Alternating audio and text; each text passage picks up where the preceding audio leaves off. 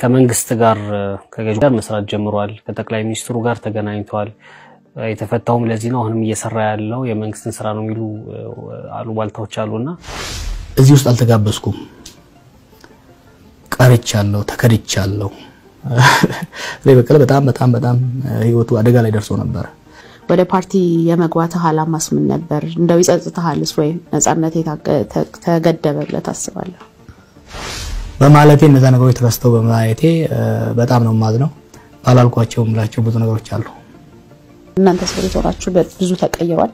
በሰሜን ኢትዮጵያ እርስ በርስ ጦርነት ነበር አሁን ደግሞ እሱ ትንሽ ጋብ ሲል ኦሮሚያ ላይም ጦርነት አለ አማራ ክልል ላይም ሰሞኑን ብዙ ችግሮች አሉና የኤርትራ ሚና ምንድነው የኤርትራ ቦታ የቱ ጋር ነው ያለው we really have to be very careful already ብዙ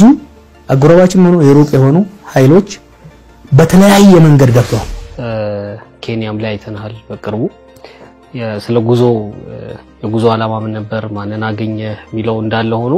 በምን ፓስፖርት ነው የሄድከው ጀዋር ኢትዮጵያ ይሆን እንዴ አንደኛ ከልጅነቴ ጀምሮ ሌላም ሆኖኛ ያቀም ኑሮ በሙሉ ገና ከልጅነቴ ጀምሮ ፖለቲካ በመሆኑ ከሱ ጋር ያይዘህ